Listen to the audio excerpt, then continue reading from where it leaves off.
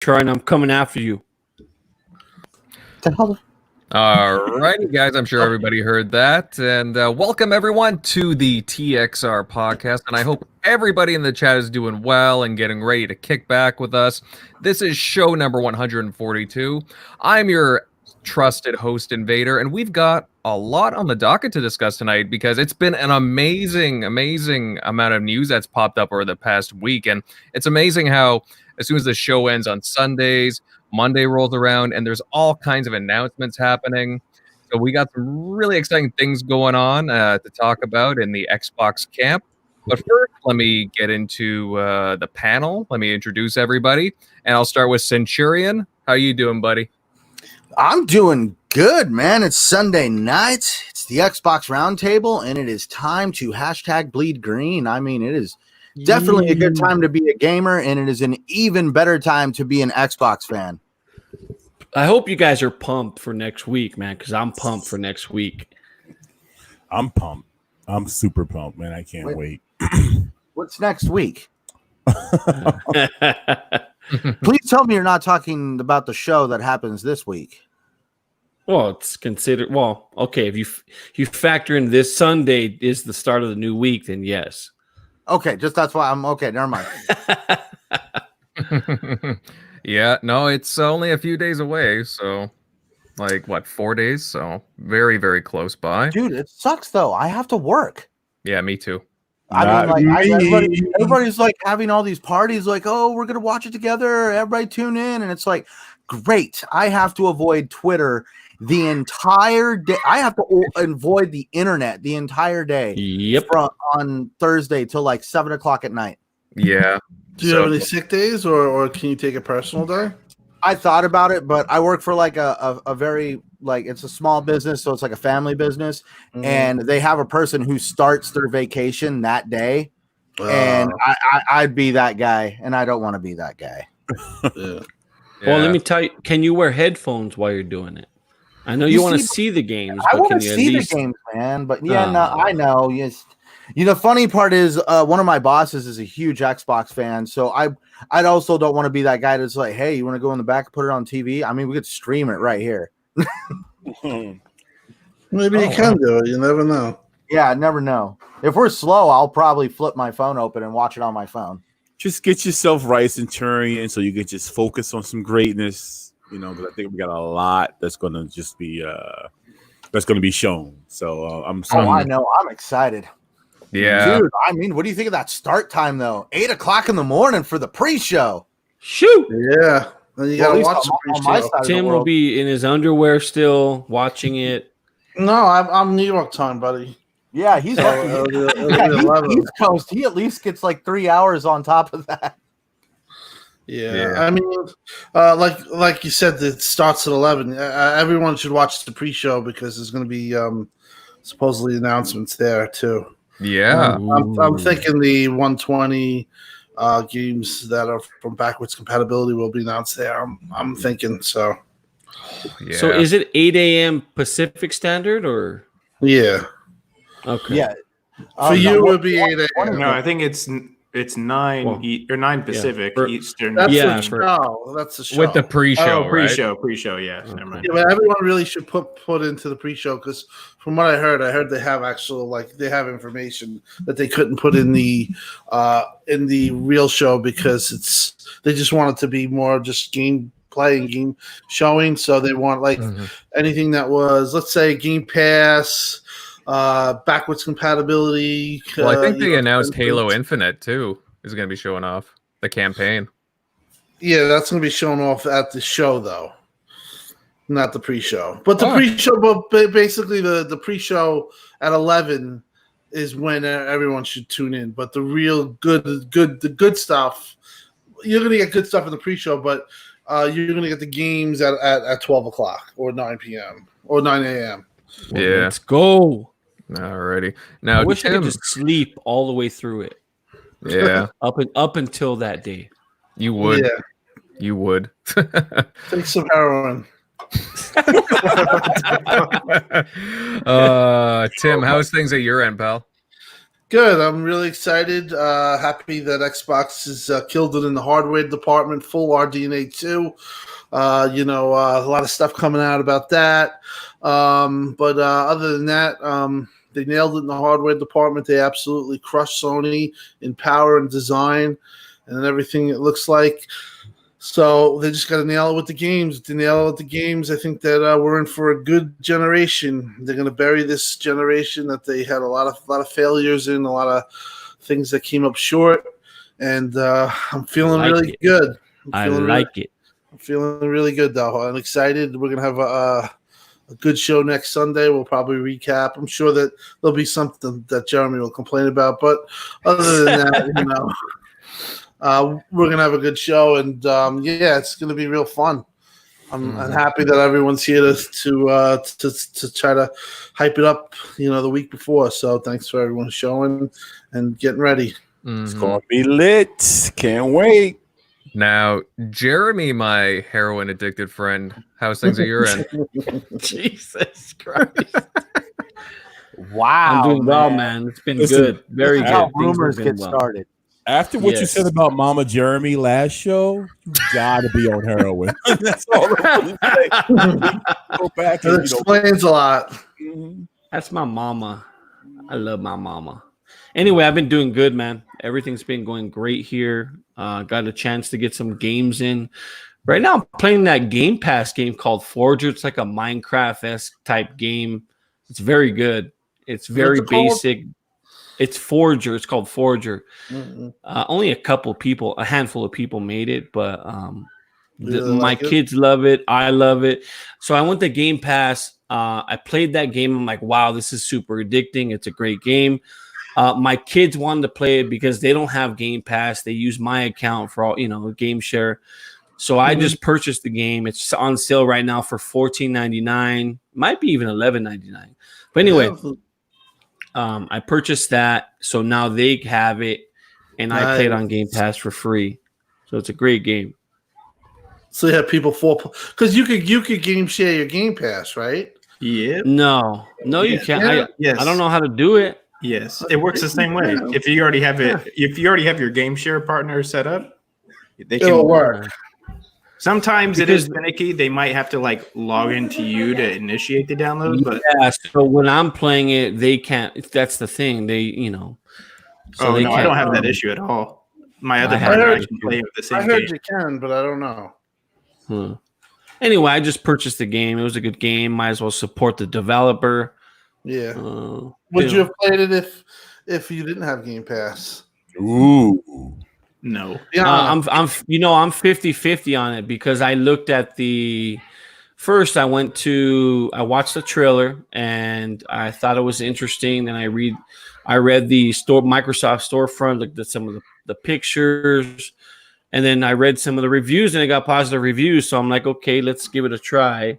But I'm 50-50 on whether or not I would have played it if I wouldn't have had Game Pass. Wow. So there you go. Yeah. Damn. Well, hey, that's good. You checking out all those new games coming out. I've been playing a lot of Rocket League too. A lot of Rocket League. I'm playing. Megatron got me back into Rocket League. So congratulations, Megatron. That little clip was like 5 years old. I got stuff from clowns too, scoring on this left and right. I can't remember what team he was on, but that clip was that's 5 years old, over 5 years old.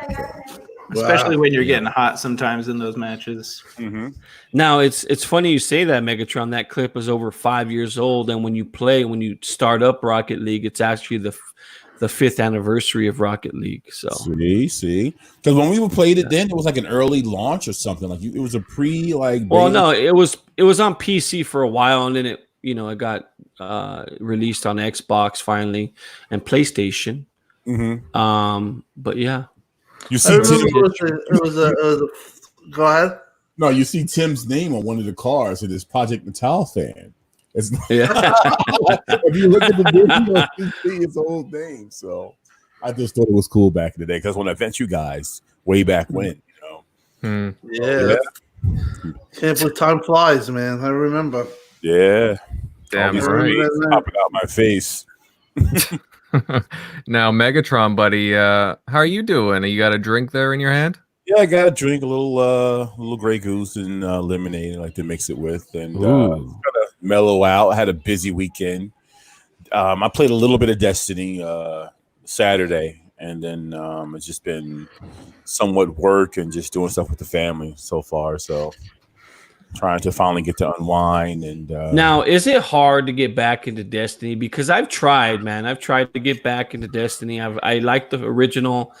I gave part 2 a shot, got up to level 30 again, and I don't know. I want to say it is sometimes because, you got these different expansions and this comes out like every week and it's just, I get lost. I'm still like, behind playing catch up with everybody else. So I would say kind of yes, unless you're playing consistently, you're going to forget. I forget. So yeah, I would move over to PC and play it because there's a way bigger, I think that's the biggest install base. Of maybe players. What do you think? Because it's 60 frames per second. Yeah, and you have the whole field of view is so much bigger. Yeah, I thought it was crossplay now. It is. I could have sworn. Yeah. You can play with PS. No, because it'd be 60 frames per second for PC players, and that was the whole lingo of like that's why Xbox One X isn't going to do 60 frames because it'd be unfair.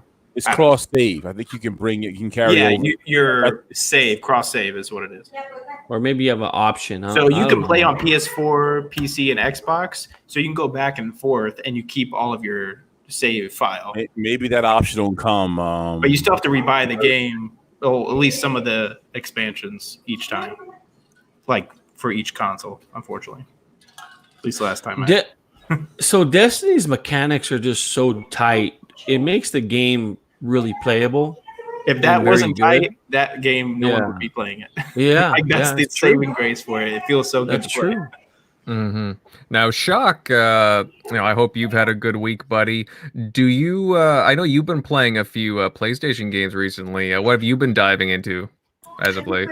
Yeah, finally finished Last of Us, or Last of Us Part 2. I think I would probably give it a 9 out of 10. I think it just has some pacing issues. There's some flashback parts where it's like I could do like if I do the new game plus that it has, I'd probably like those parts are going to be kind of a chore to sit through again. Now, are you moving on? Are you moving on to Ghost of Tsushima after this, or? Yeah, luckily I beat it like that same night. I beat Last of Us Part 2 because I think it took me close to 30 hours. So it's well, I was scavenging for a lot of stuff, which. Thinking back to it, I was playing on normal, so I probably didn't really need to. I didn't have any of the accessibility things turned up like other people did. I just played on like just normal just to get through it real quick. Yeah. But yeah, I mean, it was pretty awesome game. Like the brutality and just some of the weapons are pretty sick. Cool. But, real quick shout out. I'm sorry, go ahead. Oh, no, yeah, go ahead. A real quick shout out to my good friend Paris Lockhart. He's helping shepherd me along through Destiny 2. He's in the chat now, but good times with that guy, man. Yeah, shout out to those shepherds. I could do it. But yeah, Ghost of Tsushima is pretty cool so far. It feels like the Assassin's Creed. I think they definitely took Assassin's Creed can't do one that well. I mean, they can try, but it's like it's gonna feel like they already took your Steam if they were ever had that in plan or had that in development for a samurai like Assassin's Creed game, which people have been asking for. So that one's pretty cool. The swordplay makes you feel like a badass. Just some of the animations on execution, if you try to do a stealth kill, at least I can't figure out there's a different animation other than I poked you with a stick or a sword. And it looks like I'm like if you play Sekiro, like when you stealth kill somebody, it gets all, zooms in personal and you're like just stabbing the crap out of them. Here it's just like, oh, I poked you. Oh, are you dead? Oh, okay, you are dead. It took me a second to figure that out on the first stealth kill because I was like, oh, that's how that works. I've seen some of the that was kind of boring. I've seen some of the craziest gameplay video clips on Last of Us 2 than I've seen in any game in a while. You see him floating around out there on that on Sunil, Twitter and stuff. what's his name? Sunil Legend. He Yeah, does it I'm for like, he makes holy every shit. game look amazing. He did it for like Monster Hunter, Ghost of Tsushima, Last of Us Part 2. It's insane. He makes games look phenomenal that you might not have never thought of touching. Like, holy shit. Yeah, no doubt, no doubt. Now, guys, just a Yeah, that's what reminder. I've been playing so far. Yeah, just a reminder, guys, before we kick into the topics, we do have a giveaway going on for a Cyberpunk 2077 Johnny Silverhand action figure.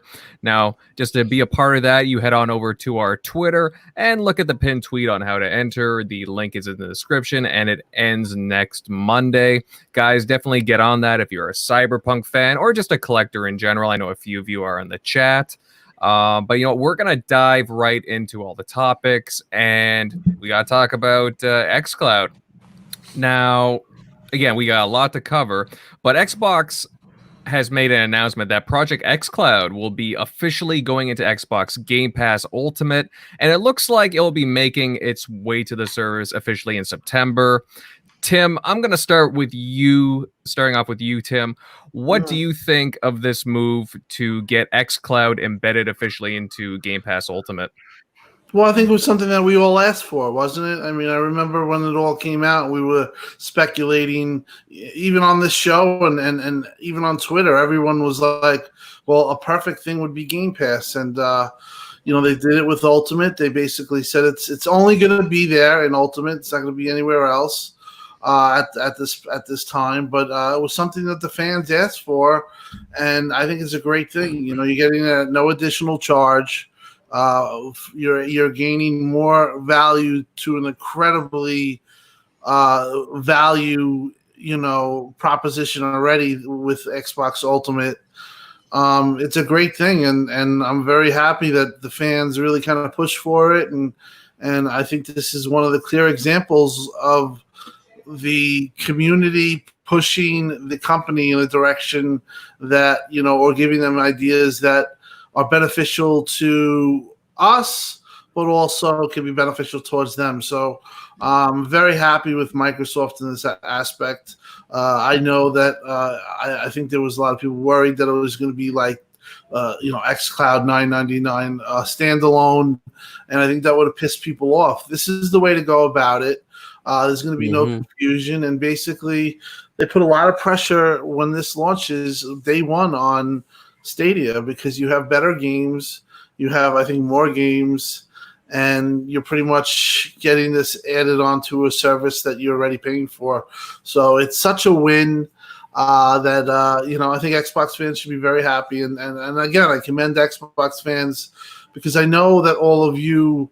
It's a tough go for us sometimes, but and we're tough, but this is what we asked for. I remember Jeremy saying this is what you should do. I remember myself tweeting this is exactly what they should do. So they did what we wanted, and it's a great thing. It should be celebrated. And I'm just hoping that they really ratchet it up. Now they say Halo day one, you're going to be able to get your game on the device, and I think that's the dream when you can get. Let's just say take their first party, Forza 8 day one. You're in California. Let's say I'm hanging out with Jeremy, and I'm in California, and I got my new S20 Note, and I got my phone, I got my controller because I knew it's out, and I could be playing it that night instantly at 12 o'clock right to my device. Now, whether or not I want to do that, or would I probably want to play at home on my own device? Yeah, but it just gives you an option, and it's a great thing. And once again, it's the center of it all, of you being in charge of your own content. Yeah. It's a really good thing. So very happy about it. And it breaks that barrier too. What you have, you having to wait for downloads and stuff like that. If you could stream right off the bat, that's very important. So on Friday, I went to a place called Norris Hot Springs. It's a natural hot spring in Montana. I decided to bring my controller and my little clip. Out there, you get zero. There's no phone service out there. It's in the middle of nowhere. However, they do have Wi-Fi out there. So I brought my phone. I brought my controller. I brought my clip. and to play some XCloud. Mhm. So there were literally like 5 or 6 PlayStation homers wondering what the hell I was doing on my Xbox controller. They surrounded, they were taking a look at the phone, seeing what I was doing while I was playing. And they thought it was very cool. They'd never seen something like it, especially out here in Montana. They thought, what the hell's going on? So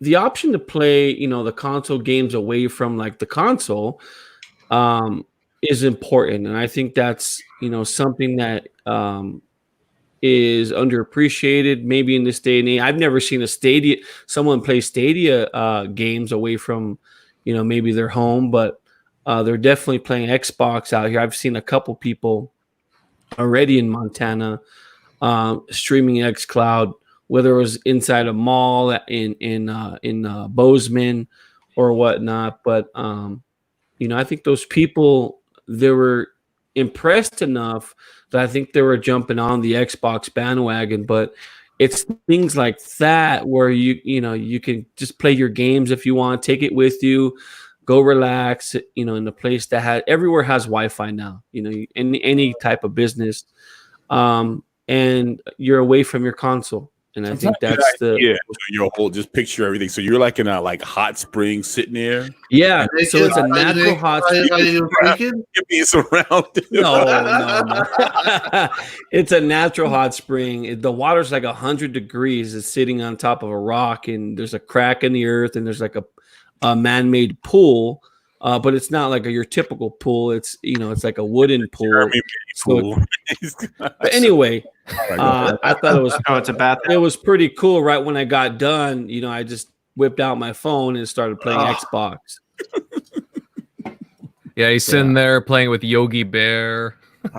Hey, can I make one comment real quick because I see something being said in the chat. Anybody that has issues with what's going on iOS, that's all on Apple. Microsoft has all their ducks in a row. All the issues with iOS, that's all on Apple. Well, we knew that, Centurion. It was one of those things where right here you can see is iOS going to get real support. Microsoft wants to support iOS. You go read up on why Apple doesn't want Microsoft over Apple's dead body. Okay, the ones that are informed know that Apple it takes a real long time to break Apple's barriers. Yeah. Whether it's just ridiculous. It's like being in prison. That's why I switched to Android. There's hardly any restrictions on Android. Maybe the interface is a little bit more cumbersome, but I'm willing to deal with that as opposed to my phone freedom.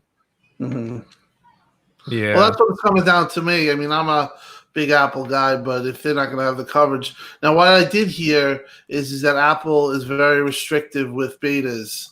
So the reason that there's not much on the Xbox is because it's a beta.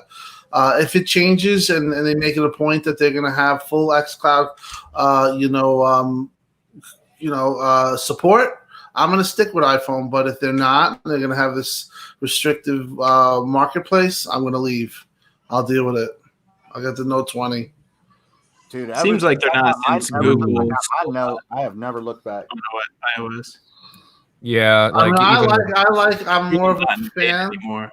But I can't co-sign to something that's going to restrict something that doesn't even affect them. It's just it's silly.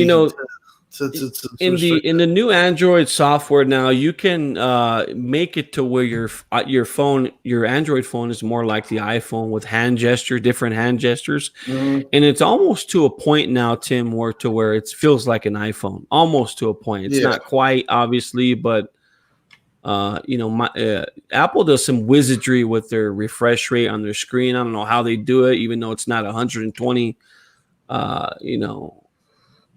It's weird how they make it so smooth and everything just functions well, and Yeah, well, that's the thing with Apple. That's another reason why I'm being kind of led towards the Android side of things, because Apple's just so restrictive that way. And it's like, I really want to get good use out of the Game Pass xCloud feature. And if they don't want to do it, then, and they're gonna like just, plant their feet in the ground on it, I will eventually transfer over. So Yeah, me too. And I don't want to. Let me say, I would rather them just allow it. So if they can't do that, then then they're going to lose a customer. And I'm like you guys. I'm a fan of iOS, but you can't be restrictive on that. See, I think it'd be perfect if it could have it. I don't try to harp on Apple. Don't get me wrong; they make great optimized products. It just goes. It shows when you put a lot of heart and soul into your product. At least when it comes to optimization, you can really squeeze everything out of it. That's why you were saying with Apple products, like with the interface, it just flows so much differently. But that put this out there. In a world where people are becoming more and more connected and services are becoming more and more connected, we are now seeing the limitations of a walled off sacred garden. And so that it kind of reminds you of another company that's trying to maintain this walled off sacred garden. They have resist crossplay. They've resist cross save. They have resist everything that involves more connectivity between players and the applications they love to use. And honestly, that's where I feel like people should take note from the fact that this, at the end of the day, the consumers are now the ones that have to actually be the ones that, I hate to use the word suffer, but it comes back on the consumer at the end of the day, because now you have to, if you want to partake in this service, potentially go into a whole nother phone. And, how many people want to go out and buy a new phone right now? That being said, even though it's like Sony's exclusives, man, those products are sexy, but that's why people are buying the Apple products, because they look nice, they function well, and it's just like it's part of our culture, really. See, I'm not saying PlayStation has to be on Xbox. Xbox has to be on PlayStation. I understand the idea of brand exclusivity or ecosystem exclusivity, but we all can see how Microsoft has benefited from their software being on multiple storefronts on multiple platforms.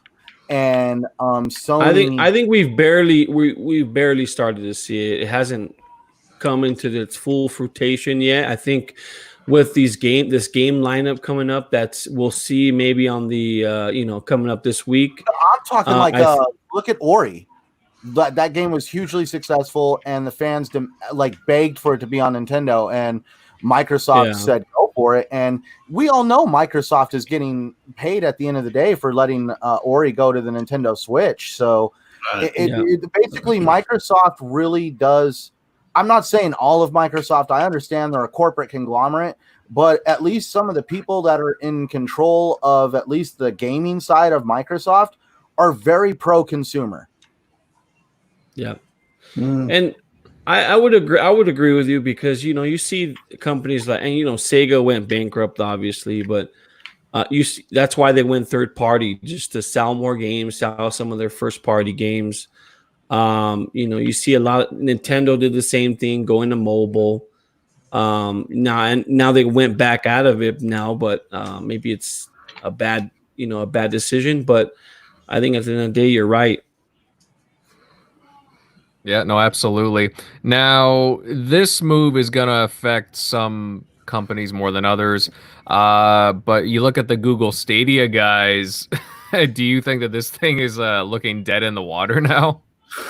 It's in trouble, but it depends on how much Google really wants to go at it. I mean, if Google was really serious about this, in my opinion, they would simply be, calling up Warner Brothers right away and inquiring. They have to throw money, and they have to be very aggressive to get where Xbox is. You know what I mean? And I just feel if they're not going to really be serious about it, that they're going to get They're gonna get left at the whatever you want to call it. They're gonna get left I don't even think they're in trouble at this point, and the reason being is because who they're really competing against? Nobody at this point. Yeah. You could say XCloud and this and that, but who are they really competing against? And they're really competing against themselves, and they're shooting themselves in the foot. But not that guy, but I don't know if I'd want them to buy WB Games. There's a lot of great talent in those companies. There's a lot of great potential in their IPs, and I don't think Google would know what to do with it. Well, I mean, I'm just thinking like they have to make a big splash. They have to somehow. I think they have a good service. I think that they definitely proved that it's quality and it works well, and it's definitely something that I didn't think was going to be as good as it is. So I'll take the L there. But you just have a lot of competition, and if Sony gets involved, that's just going to make it that much harder on them. You know what I mean? They have to have exclusive games, or they have to be able to get day and date. For them not to get like Cyberpunk. It hurts. That hurts a lot. Oh yeah, that's a big loss. And they need one of these big developers, one of these big publishers that that has a lot of licensing to them and just IPs that they can just have an instant library from. Those studios would serve Google well. It's just it'd be interesting to see what they do with them. We know from maybe previous experience, maybe that's not the best fit for them. But I don't know. Looking at what Stadia is doing now, you got to think maybe what Warner Brothers was probably like, do we even want to go there anyway? Sell or not? Like, everybody but you. Well, if they have the money. Money is one thing, but you're going to support them. That's something else. What's going to happen if it just, all collapses? Well, Google, like the Stadia is in such a rough shape. They just had their, Stadia Connect stream a couple of days ago, and it was at such a dumpster fire. They had games that were, again, a couple of years old that everybody else has. Okay, with the exception of a couple, they have a few timed exclusives like, a Bomberman title, like whoop-de-doo, right? Like they need day in, day out, like launch exclusives that's coming to other consoles, PlayStation, Xbox, Nintendo. And they also need big studio exclusives or just big time exclusives. Like they need a reason for people to engage with their service. And if they can get these games somewhere else, then nobody's going to go to it. But if people can go to xCloud and Xbox for the same service, they're just going to go there. Yeah. It's going to be interesting to see exactly when we get some information regarding xCloud, when it's going to launch officially, what's going to happen with that, because that's going to be the determining factor in whether or not we'll see how successful is Google Stadia. Now, I just wanted to add on. Didn't I hear somewhere that they're putting Series X's or getting ready to put Series X hardware into the server racks? 100%. Yeah, that's happening. So I'm going to be like, at that point, that means it actually makes Stadia obsolete. I mean, what was Stadia when it came out? 10, they were touting 10 point something teraflops. They were going to be like 11 something, 10.7, but they were also GCN technology. So on paper, it's going to be obsolete, but technology still need the bandwidth and everything, and internet speeds need to catch up to that. Because you're not going to see a difference between the Series X servers as opposed to Google right off the bat. You're not going to see it because the technology hasn't caught up yet. But you're right. Once the technology catches up, I think that's when you're going to see a difference between the two. I'm just saying, from some of the articles I've read about the Series X, Microsoft is actually implementing some in-house algorithms and techniques to kind of help increase compute power. So I'm just saying that from what it sounds like, Microsoft could, like the Series X, could potentially outperform Stadia in compute power. Yeah, and that's why I said on paper it looks fine. But if you're running internet speeds that kind of blur the clarity and some of the detail of some of these massive hardware servers, then you're not going to tell the difference between the two.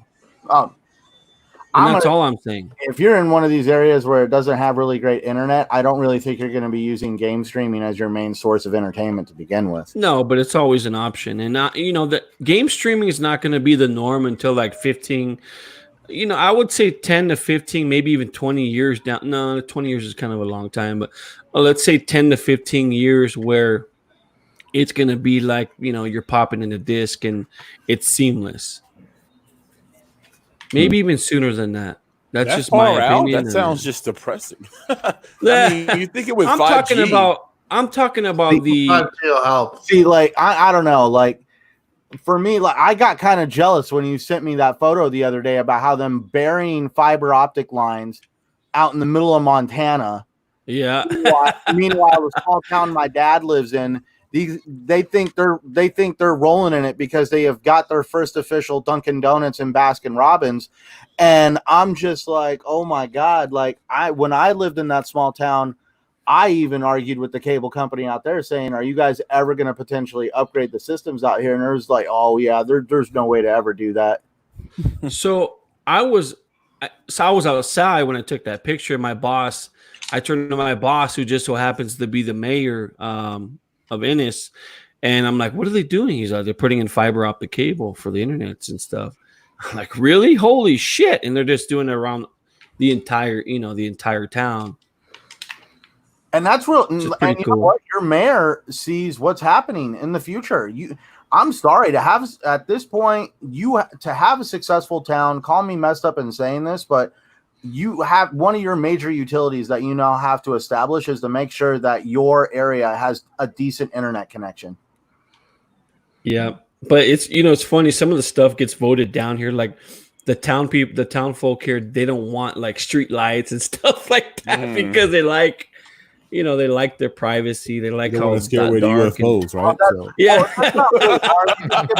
You get in front of the township, and you're just like, now, just to let you know, Netflix and other video streaming services you use every single night are powered by this, and they will work better. And the minute you're like, oh, Netflix will work better? Okay, sign me up. Truth, yeah. But it's just funny here. What's over here? The core of everything, like the infrastructure. We have a state-of-the-art hospital here, which is very nice. And then you look across the street of the mayor's office, and it's just like it looks like a little hut. It's pretty funny. Yeah. Blazing saddles in your part of the world. What about city slickers? Oh my god. Curly's gold or whatever. But yeah, guys, it's certainly interesting with the whole XCloud thing being included now with Game Pass Ultimate. Something, again, like Tim was alluding to earlier, that we all wanted, we all dreamed of, and now we're finally going to be getting it. But I'm going to take this opportunity to segue us into some other bit of news. And Microsoft has removed the 12-month Xbox Live Gold membership from their storefront. Now, media outlets have followed up on this removal and confirmed that this was done on purpose. And what was it? A few days ago on the Crossfire podcast with Mooch and the gang, they had a journalist, Jeff Grubb, on, and he stated that Xbox plans to remove Xbox Live Gold. So we're getting some verified sources here about this move. But Centurion, I'll hit you up first on this topic. What do you make of all this? Is it looking like Xbox will finally be dropping the gold paywall? I really hope so. And this is like it. Sadly, regretfully, I don't think they're exactly doing it for the fans, though. Don't get me wrong; it's a very pro-consumer move. But I'm looking at it from the perspective of they are getting ready to launch xCloud. This is a new style of service that is meant to attract a new style of customer. And so we're going to have to change things up a little bit. And that's where people get ready. Things are going to probably change on the Xbox side on a little bit of pricing structure and just probably the way things work, because they now need to create a structure that actually appeals to the mobile market. And the way things are priced and done on the mobile market compared to what they're being done right now, that's why I say I'm seeing things potentially being a little bit different. But at the same time, it is a great pro-consumer move. We're going to be able to start playing games that are truly a free-to-play without having that paywall. Now, also, it probably means the end of games with gold. You know, that means Xbox is probably more than likely going to stop handing out free games because they actually have a decent rotation coming out of Game Pass. And I'm okay with that. Okay? So now that's where I would definitely play devil's advocate, because I could see people saying they're like, well, I like the free games. At least it was a perk to having it. I still downloaded some of the games. As a matter of fact, I just got Saints Row 2. Definitely it's going to be something that I will miss, but I also do understand when we're going into a new generation. This is a new Xbox, and Xbox wants to attract a new customer. So I know there's going to be some things changing. I still enjoy the Xbox ecosystem, and I'm looking forward to what they're going to do for the future to kind of put me in with all these new customers that they're wanting to attract. Well, if people number, there's a billion some odd gamers that they want to reach out to. Yeah. Is that it? Yeah. So that's the best way to do it. XCloud. I mean, they could just pay for Game Pass and get even a better deal on games than what Games for Gold gave. Yeah. And they could recoup some of their losses for loss of services. You know, some of the revenue that Xbox Live brings in by just offering, like, you know, they could still have the free to play every week when they offer 2 or 3 games that you could play for free. And, you know, maybe, you know, people buy a microtransaction or 2, or maybe they even go purchase the game, you know, offering that free to play during the weekend or during the week or whatnot. And, you know, it's just different things they can do to make up for that lost revenue that Xbox Live brings. Mm-hmm. Well, I think it's more or less, I think they took away the 6 month and the year option. First off, to basically convert everyone from Ultimate from Xbox Live to Ultimate, and give them that option, because obviously the $1 deal, and we all know about that. But it's going to be I think it's going to be something that takes time. And when they're also going to be offering Xbox All Access, we'll learn more about that next month. But if they could do the actual no paywall thing for the multiplayer, that'd be huge. And, you know, being Jeffrey Grubbs is saying, who's been very accurate on a lot, if they could do it, and let's just say that they could actually market Pull it that off. Yeah. It's going to be huge. Makes a lot of sense, but it also could be something where, like Brad Sam says, they just give you an offer for Game Pass, because, you know, they have so many different, you know, options that, just like with the consoles, the reason why they had to discontinue, they don't want to have 5 different options for the customer. They want one thing that people know about, and that's going to be Xbox Game Pass, and that's it. They don't have to tie in Xbox Live and all that. And I think it's in this day and age, it's overkill is too much. Right. You don't want to have too many subscriptions. But then again, if they really could offer no multiplayer, you know, paywall, I think that would be really something that people would be like, wow. Thursday. You know, that'd be something where they could really differentiate himself from Sony, and be another thing that you just, like, when you start, these things start to really add up. But that's something that I don't see that happening for a while, though. But some of us pay. I mean, Megatron, how much do you pay in subscriptions a month for these different services? I know I pay upwards of like $150 a month for just my everything alone, and we're talking like Netflix and Disney and Apple TV. Oh my god! You know, just YouTube. I got Amazon Prime. I got Netflix. I have Xbox, of course. Disney. I think that's it. And Disney Plus. Yes, I don't think of it. I don't really think about it. But, you know, when it added it all up, I'm proud. It's pretty penny. I don't think about it. I just do it. You know, if it's not only that, I think about the subscriptions on your phone. You know, whether it's $3 for a particular app a week or $10 for a particular app a month. The music streaming service. I'm just talking about everything in a nutshell. No, it's 150 is actually not something that is too crazy to think of. It's Right. if you actually, you gather up all this stuff. I mean, I look at myself. I have Hulu. I have Amazon. I have obviously Xbox Live. I have Netflix. And then it just keeps going and going. And I also subscribe and I do Patreons to certain YouTubers and stuff like that. It all adds up. You look at yourself. Yeah, it does. Shit. So it's like it's crazy how much we do that. And then on the flip side, really like Cablevision, I have Cablevision. I'm paying $300, and that's the real kicker. It's like I'm paying for this. You start to get like annoyed. Oh, because you have the NFL combo package and baseball, probably. Yeah. So it all adds up. But it would be a huge PR win for Xbox to do this. I mean, can you imagine them dropping that bomb and it's just like, and the thing is too, Xbox players, like we've been complaining about, PC guys being able to, obviously jump online for free for matchmaking.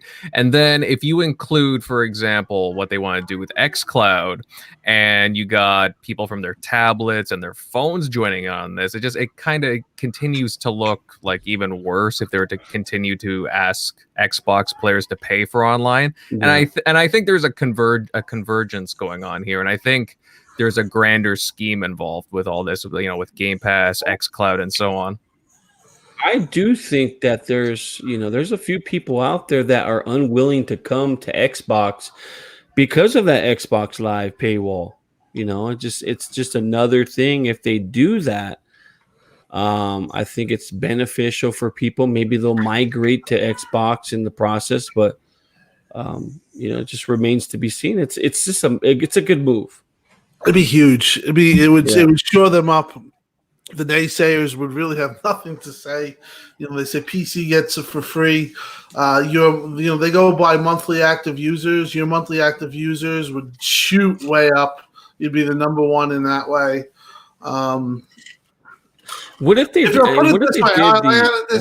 either have that, or you have them buy Warner Brothers and make just keep Warner Brothers the same way. Which would you rather have, and which would be more beneficial to the company? Oh, I would think Xbox with Xbox Live paywall ending. I agree. Be more beneficial. And you guys know how much I want Warner Brothers. Yeah. Me too. But I guess I would say Xbox Live being, the multiplayer being free. But like for me, I don't mind paying for good service. Right. So I would go with Warner Brothers, but because I don't want any other company grabbing it. They definitely need to drop the free-to-play paywall. They gotta stop that. Free-to-play, I would say yes, definitely. I remember when you had to have gold to order pizza through your Xbox. Even Netflix, and back in the beginning, you couldn't even watch Netflix if you didn't have gold. Yep.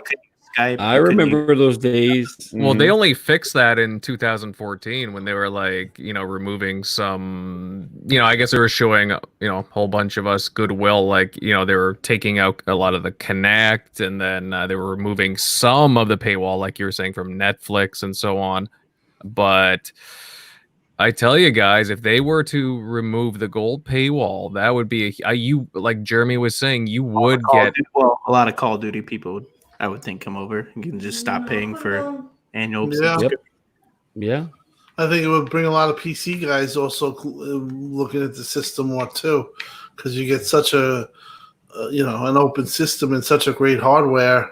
You don't have to pay those. And with the option now, to use a mouse and keyboard, absolutely, Tim. Yeah. And Jeff Grubb was making a good point. They need to make Halo Infinite multiplayer free to play. Yeah. Well, I've heard things on that too. Get Halo back into maybe not all the way up to say a Fortnite, but it could get it into that, maybe Call of Duty, Warzone ballpark. You know, where Yeah, I think it could be the biggest thing on planet Earth, even bigger than Fortnite. If it was free to play, if it was free to play, however, if they need to just nail everything. I'm talking about the maps, just the flow of the maps, everything. Everything needs to come together. And if that happened, we're talking about a game changer for Microsoft for the future. Which I think it'd be bigger than Destiny, to be honest. You know, they're definitely learning with Master Chief Collection, with releasing those like piece by piece and getting like, you know, the community feedback and see what everybody's actually playing on PC with like. Have you guys seen the Steam numbers for that? Holy crap! Yeah, they've been pretty sick. I think they peaked around like 54,000 current players at once. Wow. Yeah, it's been on the top like 10. Everybody's like, "Oh, look how low it is. It's at 17,000." I'm like, "Yeah, they were up until like 2 a.m. at 50,000. So they went. Don't worry, they'll be back there tonight." But yeah, it's been nuts. Each release has spiked every time they keep releasing a new one. Maybe not when Halo 4 goes to Steam, but well, yeah, I mean they did just release Halo 3.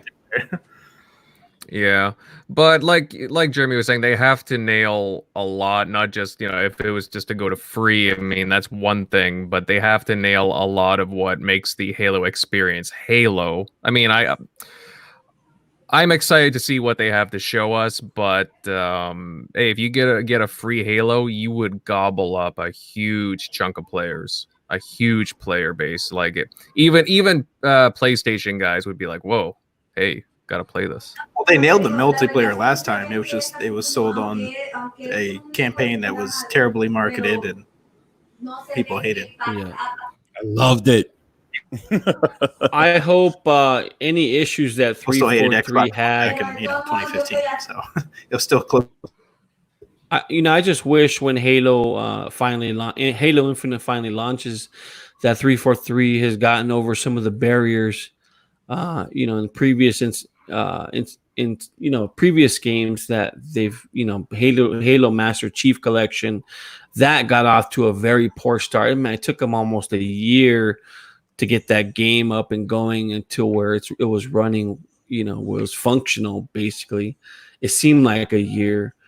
I just wish they're in a good place now where, you know, if XCloud does launch with day and date with Halo, with Series X, that they get all the kinks worked out, so that way it's functional come day one. Yeah, no, absolutely. But, you know, we'll keep our eyes peeled for obviously this rumored gold removal, the paywall removal. It's going to be interesting to see what the next week has in store for us. I mean, I don't know if we'll get the announcement now, maybe next month, as Tim might be alluding to. Yeah, I think they have a lot of information that they're going to have next month. I mean, you have to realize when they're releasing such big info like they did on Thursday of this week or last week, you know they got a ton of stuff, because they could have easily laid that for the pre-show of this show on Thursday, and it would have been big news. But yeah, they have a ton of stuff. They got Lockhart they got to cover. They got a bunch of stuff that they're going to handle, and you know, they got All Access, Xbox All Access. They got, you know, a lot of stuff that they got to go over, and they will, and it's going to be a lot of fun. Yeah, no doubt. But you know what, guys, we'll definitely keep an eye on that. But we're going to move on to another big piece of news, and you can tell things are really rapidly changing on the Xbox front. Obviously, we talked about rumors of gold, and so many other things. But you know, we were just talking about the services, and now we must talk about the hardware. And Xbox announced that they're discontinuing the Xbox One X and the Xbox One S, all digital edition consoles. Now, some are surprised by this, others not so much. Jeremy, I'll bring you in on this matter first. What are your thoughts on this move? I think, I mean, it is evidence. However, I don't believe that the Xbox One X and the all digital sold particularly well. I think that's why they went with the S. I think their strategy now is going to have 3 systems in their ecosystem for at least 2 years. So you have, until you have the high end Series X, one tier, whatever the Lockhart's going to be. And I think the most affordable is probably going to be the Xbox One X. I do really believe you're going to see the Xbox One S price drop to probably around $149.99, which is huge. If they do that, that's going to be huge. Again, for at least 2 years until everybody catches up to these next gen systems. Think of just how many Xboxes you can sell and the people reach if that happens again for at least 2 years. You include free Xbox Live, XCloud, your paid subscription to Game Pass, and you have yourself a pretty great gaming deal overall. I think overall I was a little disappointed with my X. I don't think they fully utilized its power. Maybe the Coalition did it with Gears of War 5, but I think it would have been interesting to see a game built from the ground up on the console. I don't think the developers, including third party, fully utilized the system's power. There was a lot of titles that I wanted to see that weren't enhanced, such as the original Ori game. For the life of me, I still don't understand why the original Ori game was not upgraded or enhanced. I would have liked to see Cuphead run at 4K 60. Whether or not the Xbox One X was capable of doing that, who knows? We'll never know. But I wish they enhanced, some of the third-party games like Dark Souls 2 and 3. I think it's going to be a problem moving forward as they transition into, like Booty said, 2 years. When you have Xbox telling developers that, the next gen upgrades should be free, I think that's an issue because, pro consumer or not, it's not free for some of these companies who work on these upgraded projects. It costs money. It costs payroll. So why should they make it free for the consumer? I asked you guys that question. Why should they make that free for the consumer? Yes, I know it's pro consumer, but at the end of the day, these companies they're real quick. They're just coming from the PC side of things. That's why. Just simply, they don't charge, PC gamers for upgrades, right? So, and they do all the work. The smart delivery, it's done by the upgrading. It's done by recognition and right by actual Xbox. It's not much. So basically, a flip. So why don't they do it? I mean, you have EA because they want to make money. They want to make more money. Right. So doesn't make it right. Yeah, I don't know. I look at it from a developer's perspective, and yeah, it could be pro consumer, but again, it's not free. It's time and money spent, for some of these games that they develop for. Especially now, it takes a lot of money and effort to make some of these games, and games are getting expensive as they are already. But I don't know. You had rumors in the price. To me, it's about the the architecture, right? And again, I don't see how or why they would want to charge more for games. DLC, I get other little extras, collector's editions, but if you're not going to charge the PC guys, you shouldn't charge the console guys. And I do. As far as I'm concerned, we're not pirating any of this stuff. We're buying it. We're one for one. We're buying from Microsoft Store or retail. Yeah. And I think it was a good move why they decided to go with the 1S being, maybe a third option again, at least for 2 years, because they don't want to see people left behind when these new systems come out. Again, if they could drop that price, I mean, I think it's going to be huge if they can release an Xbox or make it affordable at $149.99. I think it's going to be interesting. Mm-hmm. Well, I guess the thing is to is this more evidence of Lockhart, Xbox Lockhart getting an announcement soon? Because obviously they're making room for something.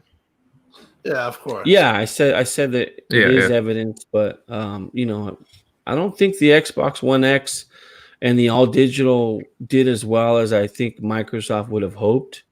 That's just my opinion. I have no numbers or knowledge to back that up. I think the SAD edition or the Sade edition, I think they sold pretty well, or at least when Black Friday hit. And Black Friday. I think they put it up.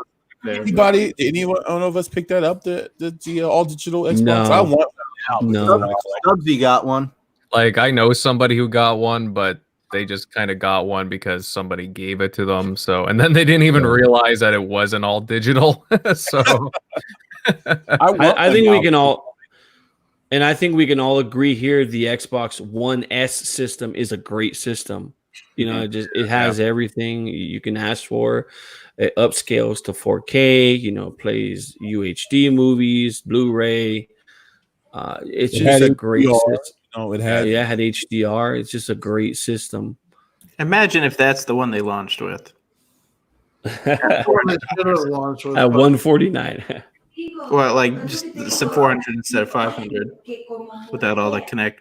Yeah, well, listen, they had a lot to learn, but you know, if you look at it, they've taken everything that they've learned, and let's be honest, they blew Sony out of the water with the design that they have now. You're talking about 3 teraflops more if you want to count the variability too. You know, faster CPU, better, smaller box, and they have more power. It's still, you know, they don't know fully if RDNA 2, if there's a VRS and machine learning on PS5. We know for a fact that Xbox Series X is, you know, full RDNA 2. Because they basically, you know, they waited to get those features, and you know, I think overall they've fixed a lot of their mistakes, and I think the one thing that we're all waiting on is the games.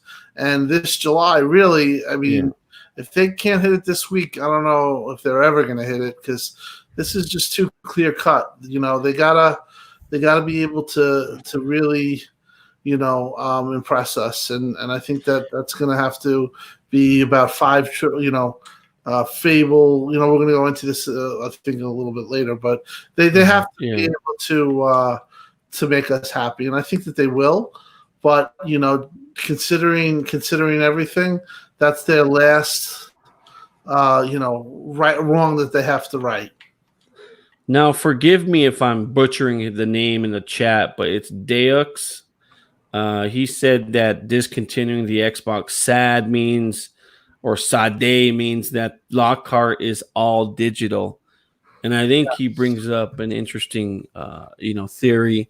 Maybe it is all digital. If they could come under that $300 price range for that console, I think it's just a huge win for Xbox.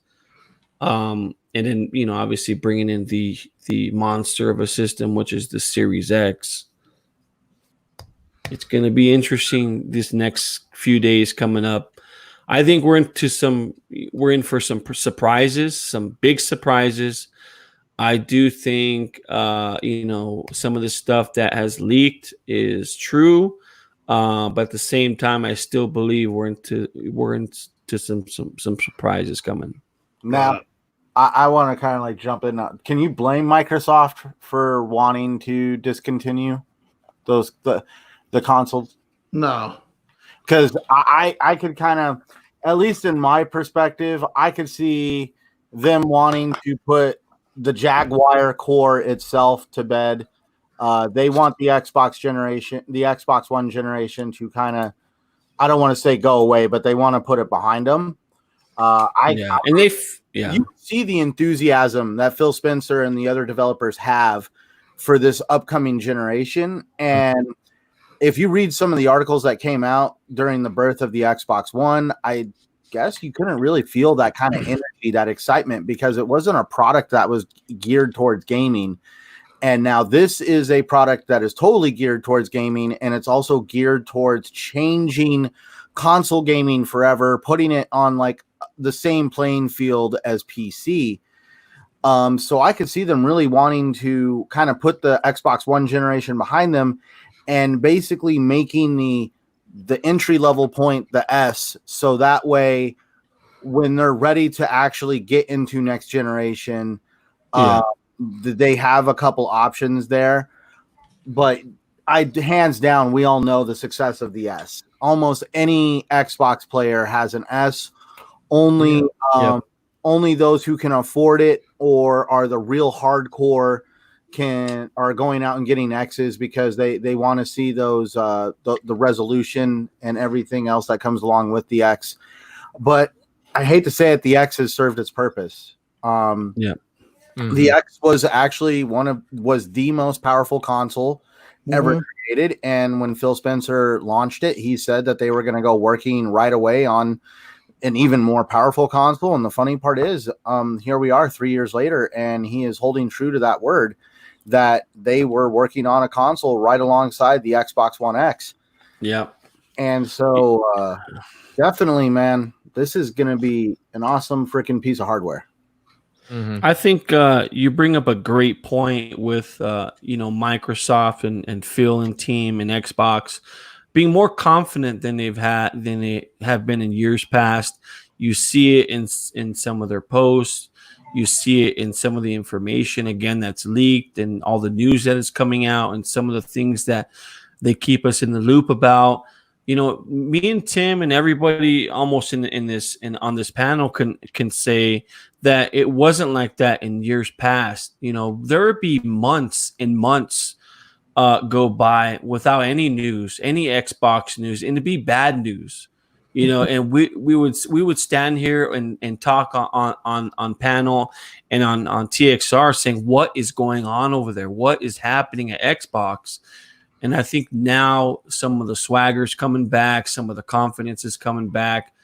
And yeah, like you said, Centurion, I think it's all good. I think you'll see it even more in abundance, after this July event going into August.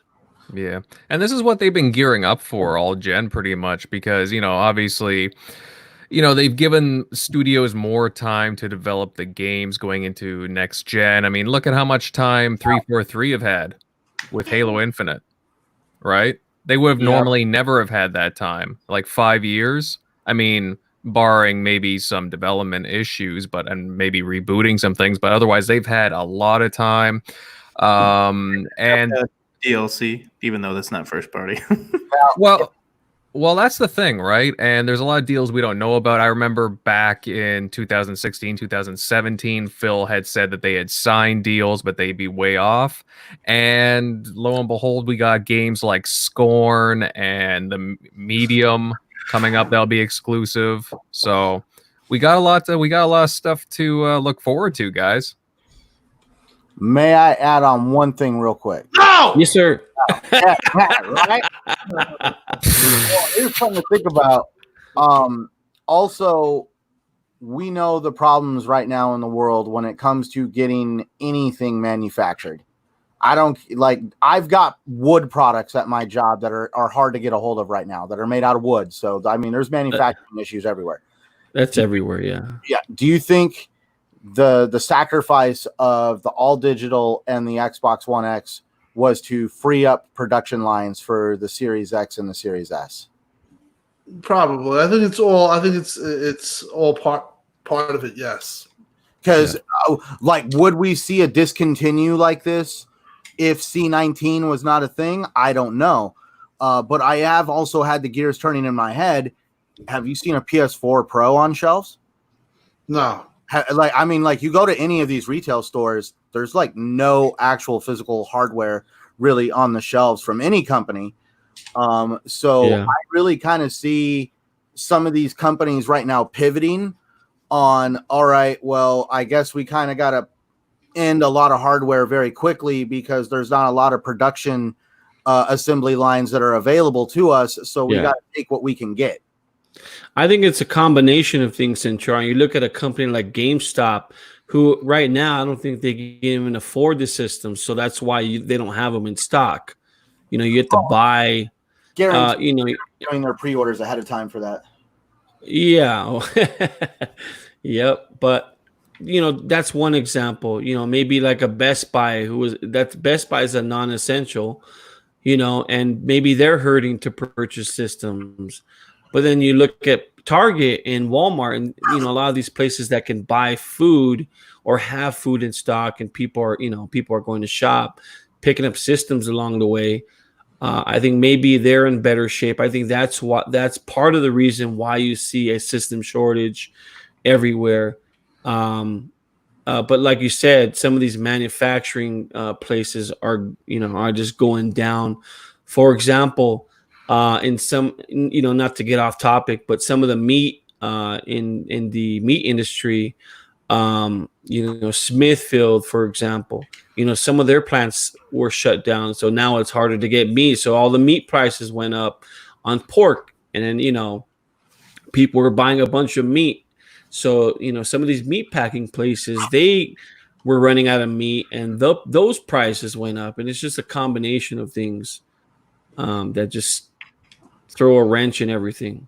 Well, this also with the discontinuation of the X. What does this mean for everybody that was going to use their Xbox One X as trade-in for these new consoles? Is this going to affect? Ooh, that's a good point. Yeah. So at this point, in my mind, because of C19, the fact that I really doubt that GameStop or any of these companies are really going to have actual inventory on hand, I'm probably more than likely going to order both of these consoles from directly from Sony and Microsoft, and probably end up just gifting my Xbox One X that I was going to trade to a friend of mine's kid who still plays on an OG Xbox One. Ooh. Believe it or not, when you discontinue something, especially like a system, there are times when the value has gone up in a big way for these systems. Hey, I'm just saying, I'm glad I invested in that Xbox One X Gears 5 edition, and whoever got their hands on those Cyberpunk ones, I mean, like, kind of going to be like, great, I just got a console that, like, literally got discontinued very quickly. Yeah, I'll definitely keep that Gears one. It's Dude, that gear, it's going to go up on my entertainment center when it officially gets retired. Whether it works or not, it's going to go up on display. I'm proud that I have both the Gears and I have the Cyberpunk.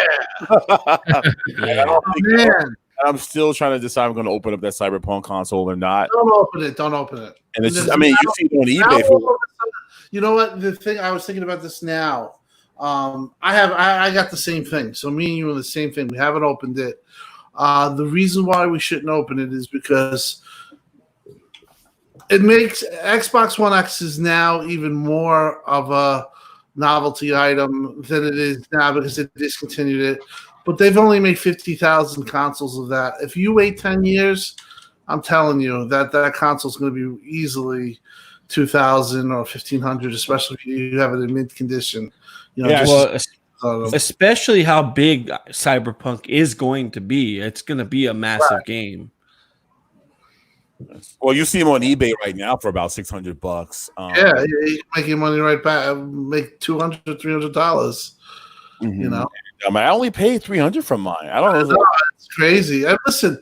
With Xboxes, also with them being, the 2 generations, maybe 2-3 years. I think it's gonna be 2 years, but you got that whole thing going. You can actually get a cheap Xbox One X, and you're in the 4K realm, and you got a good system. So you don't have to really. I would wait for Lockhart, to be honest. Not that I'm thinking about it, but the reality is that whatchamacallit, you should definitely you're gonna have good options there. Well, part of the reason why those consoles were so hard to get, I think they only made like 40,000 of them, which is nothing. 50. Yeah. Oh, definitely. Nothing.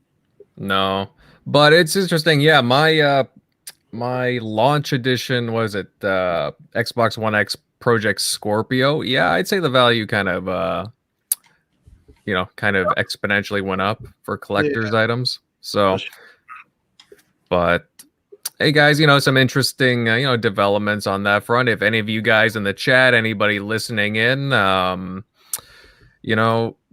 on to those for sure, and don't trade them in because there's a lot of value there. I'm still pissed I couldn't get one at all. I mean, I can get one right now on OfferUp or something, but it's going to cost me an arm and an ass, and I don't want to do that yet. But an arm and an ass. Jesus Christ! Wow, I don't know what goes down on OfferUp in Montana, but ever since he started mentioning the hot springs resort, he's on heroin. Jeremy, like it's whatever, man. That's why I love the guy. The guy's a headache. What do you think? It comes up with money on. What? Arm and an ass. Arm and you never heard that expression before? Arm and a leg, not an arm and an ass. No one has heard that. I've heard arm and a leg, but I've never. There's arm and a leg, but there's arm and an ass too. Come on, you guys. There isn't. No, you need to. That's you. That's you from now on. Arm and I was going to say, I don't think I'm ever that desperate for anything to ever use those words.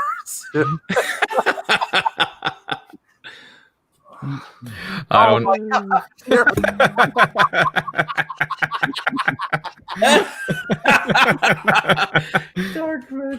don't. I don't want people to think I'm grouping anybody into a category. I'm just saying I don't know what Downer does on OfferUp. Sell my body, baby. You have to earn the heroin somehow, right?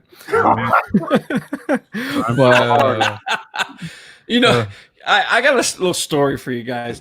I got a message. We have like a town Facebook posting where the town kind of just communicates with each other. So what's going on now is there's some guy selling Dyson vacuum cleaners. He's going house to house in Montana, and people are actually letting him in their houses. And he's asking these people, do you have any jewelry? Do you have any jewelry for my wife? Do you have any drugs like marijuana and stuff like that? I was like, what in the hell? It was pretty funny. Imagine this white guy, older gentleman, going around town trying to sell you Dyson vacuum cleaners in payment for drugs, jewelry or different things around your house as form of payment. And when he got to your talk house, about what did you do? Talk about going back to the Stone Age where we're trading now for these types of items. I just thought it was funny.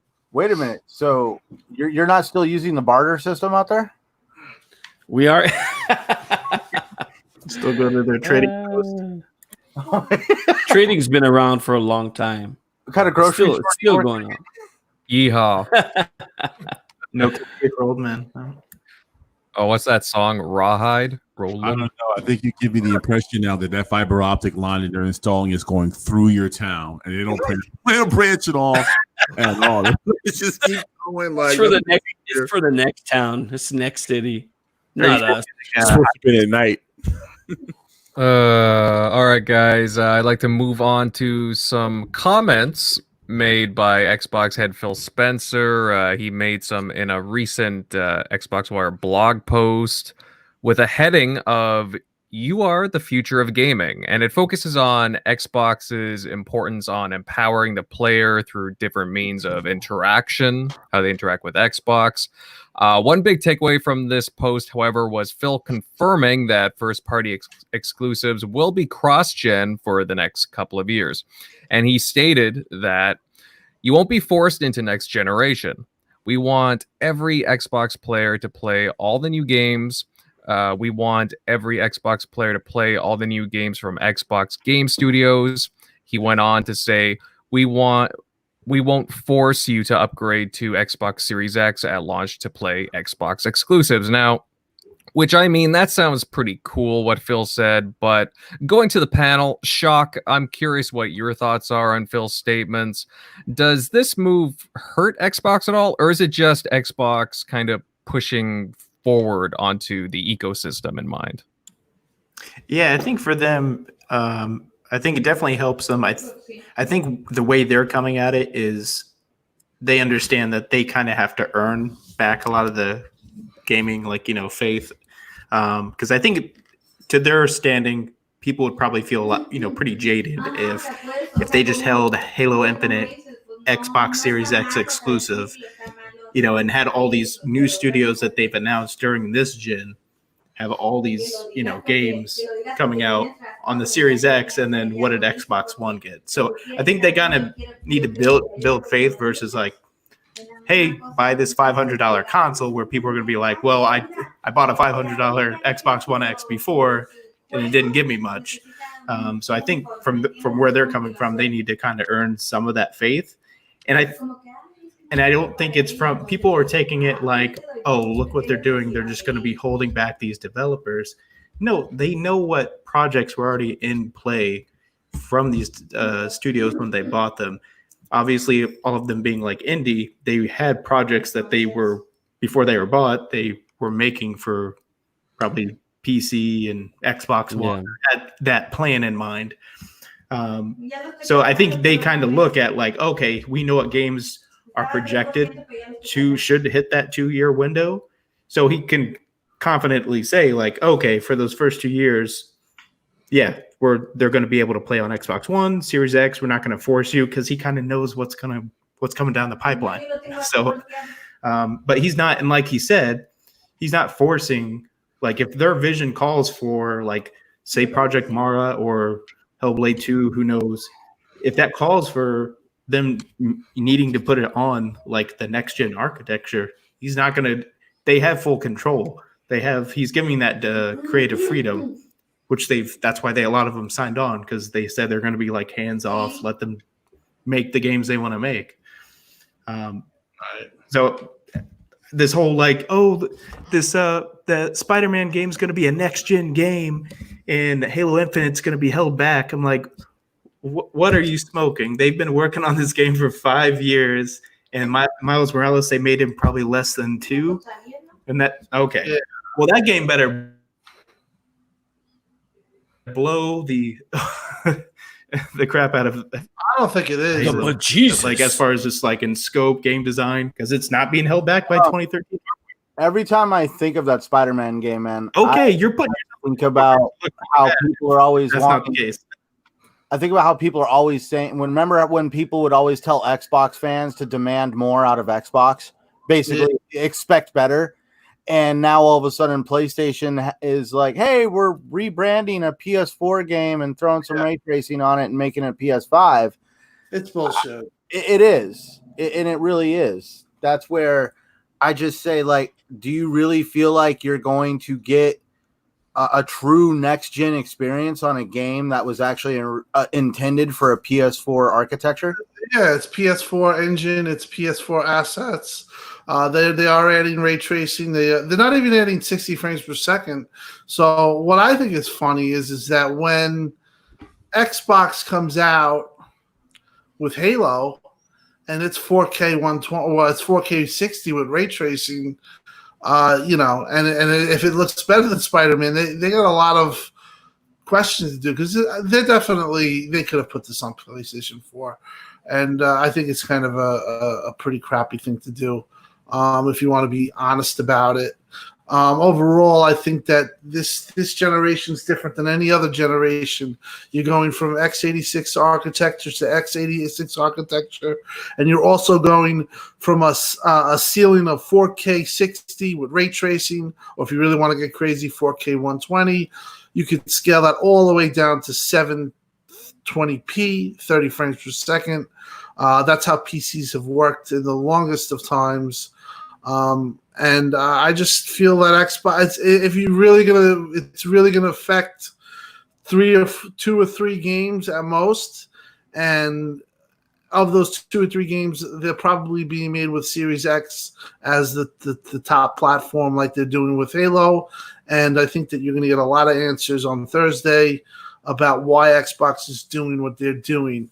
It's not holding a generation back. If they said, hey, you have to make it for all third-party games have to support it, that's one thing. But they obviously are not putting mandates on it.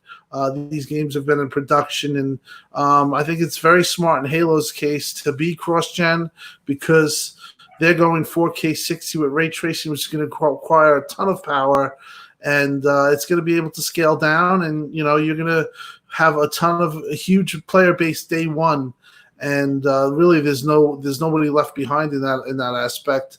It's definitely better than saying, hey, it can't run on. Let's pretend it can't run. And in the case with Spider-Man, that game was already running on PlayStation 4, and they're basically using the same engine. And if, like I told Sony fans, is that really your next gen Spider-Man? And the answer is if they're being honest with themselves, no. They know the next generation Spider-Man, which we all probably going to see in 2 years, that's going to be like, oh my God. And that's exactly what it should do. This conception or this DLC standalone doesn't do that. Definitely possible could have been on PlayStation 4, as Ratchet and Clank could have been without they probably would have loading screens on the fast switching, which is obviously something that can be programmed into it. But more or less, the Spider-Man thing is definitely a case that they're just putting a game behind behind the PS5 more than anything else. And I think if you're gonna really go at Xbox for this, you got to also be fair and look at the whole situation with Sony and at the end of the day. Tim, I do find it funny that these people are crying about the next couple of years not having true next gen. Just some of these games that are coming out when literally for the first 4 years of the Xbox One's life cycle, we got remake after remake after. I mean, just look at your catalog, your gaming backlog in your catalog, and half of those games are remakes. That's what they are. And 100%. Can I mention a game? Nobody had it. Go ahead. I want to mention a game to you. Like, this was a game that was cross-generation between Xbox 360 and Xbox One.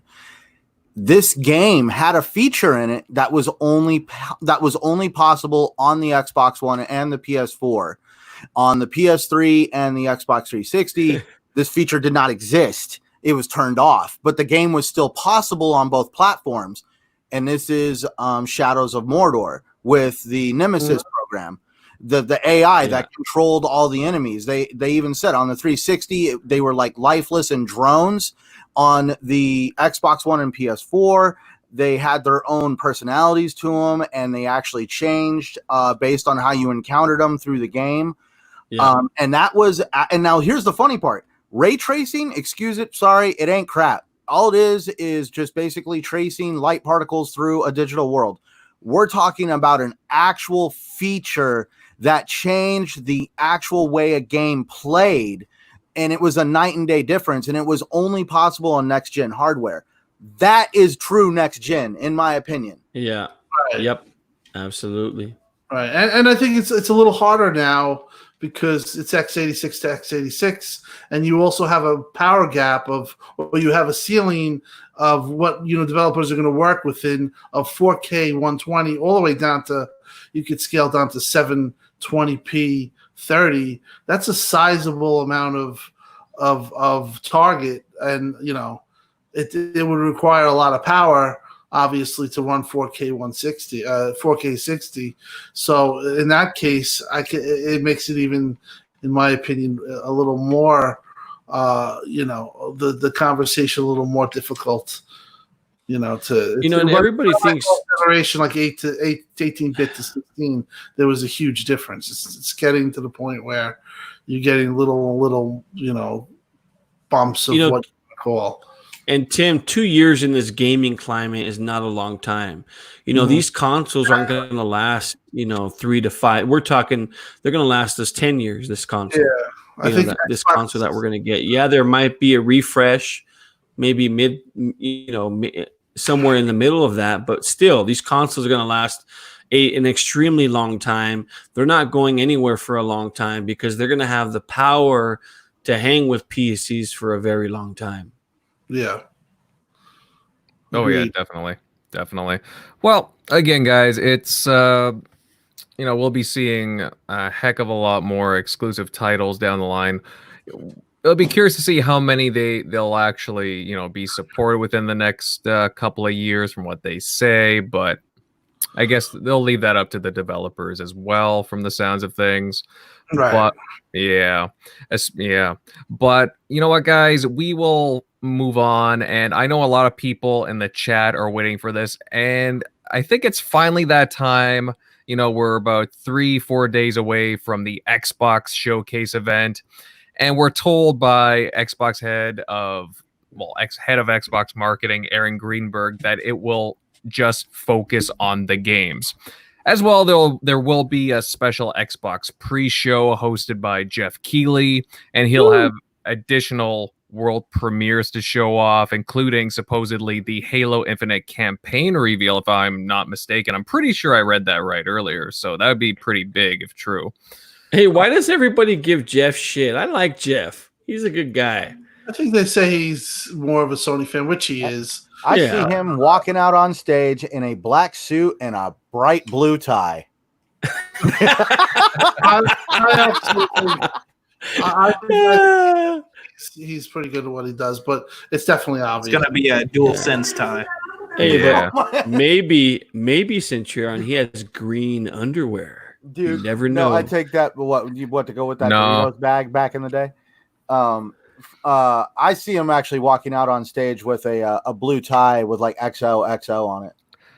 I don't know. I think he'll have his Death Stranding boxers on. But... No, he's actually going to be he's going to be carrying the baby that was actually autographed by Kojima. The little baby in a jar. No, I think Kojima's his roommate. But anyway, it's possibly. But anyways, just so people know, Megatron had to dip out early. He may be back, but you know what, guys? I'll start this one off with Tim. Tim, I'm going to pick on you. What do you think we'll see from what would you like to see Xbox announce here at this showcase event? I really would like them to show Halo. I want to show the gameplay, show it off, obviously. Start off with that. Hellblade 2, I want to see some gameplay possibly from there, or an update on that. I want to see Forza. I want to see what's going on with Forza. It's been 2 years now. It's been going on 2 years. We haven't had a Forza. It'll be 3 years since Forza 8. Forza 7. So I'm really looking forward to seeing what they have because I'm a big Forza fan. And then I think we're going to get something from Double Fine, which is not going to be a AAA. I think it'll be something, probably Astronauts 2 or Psychonauts 2, and then they'll have their new IP. But the thing that I'm really looking forward to, or I'm hoping, is that if they have two things that they really got to do, and that's show Fable, 100% needs to be shown. If it's shown, I'm going to be very happy, and if they could actually show what they're doing with Obsidian, the AAA RPG. I know they're going to have Everwild there, so we're going to find out more about that game. I heard it looks tremendous. But yeah, I'm hoping that if they could really knock it out of the ballpark, have everything that I just said, but they also announced the Obsidian RPG project that supposedly has been in the works for a while, supposedly is really awesome. And I think if they do that, that's a home run. If they don't have that, then it's, you're in the 8 area, you're 7.5 to 8.5 area. Halo has to show good. If it doesn't show good, we're in trouble, or Xbox is in trouble. I don't think that's going to be the case. I heard it's 10 minutes of gameplay. I heard that it looks very good. It's very back to the roots with Master Chief, Halo 1 feels, vibes. Hearing really good stuff. But if they have the ability to show Hellblade a AAA, Halo AAA, Forza AAA, Fable, which would be huge, AAA, and show gameplay. And then if they can just even announce Obsidian, because we all know it's coming, announce what they're working on, that's a really killer show. I originally they were going to have that, and then they were going to also have Initiative, but I'm hearing that they're pushing the Initiative back because they want to have it for August or at a later date, which is understandable. I mean, if you're showing 5 AAAs, that's pretty big. That's pretty much what we want. We know that they got games still. They still have in their back pocket In Exile and Initiative, and they also have Compulsion. We haven't seen anything from them. We're probably not going to see anything at this show, but they got games coming. But I think now is the time to really start to let us in the know of what these projects are. And I think that if they do that, they're going to be set. Tim, my expectations are high. You know that they've always been since day one. I think everything that you just said, if they have it, it's, in my opinion, it's not going to get it. It's not going to get it done. It's going to be a good show. I'm just saying, Hellblade, they need to go in and step on Sony's neck and show up, bro. You can't. Yeah. We've all been asking for Fable for the longest time. That's a huge AAA game. It's becoming a reality. You have Hellblade 2, which looks amazing. You know that they're going to have some stuff that they're going to have to hold back. I understand what you're saying. Maybe they have it. They have Elden Ring for third party. They're going to have some third party, which we've seen nothing of other than that teaser. Yeah, but I'm hoping that could they even announce a studio purchase? I mean, they said it was just about the games, but I guess they could do that. But I don't think that they would do that because I can see that in August, probably. Yeah, wouldn't they? In August. I honestly just think it's going to be about games, and maybe they have something from a global publisher that's been talked about. But we know what games are going to come. One of the things is that if Coalition is actually giving Gears a rest, talk about the new project that they would work on. I think just people even hearing that they're working on a new project would be huge and make news. I think they definitely take a break because it seems they're starting to hit it out of the park with the multiplayer finally. So that's starting to kick off. So, but you if you're showing 5 AAAs, that's a big deal. I mean, Sony showed 3. And they supposedly have one that's the Silent Hill that they have left. You're not. A lot of people want. I think we all want them to show everything that they have, which could be like Forza 8 and Forza Horizon 4 or 5, and crazy. But they're not. I think realistically, they're not going to do that because for whatever reason, they're always going to keep something in the back. They're still going to have more shows. And you have to think somewhat of the future, but from all indications, it's looking like they have a stacked show.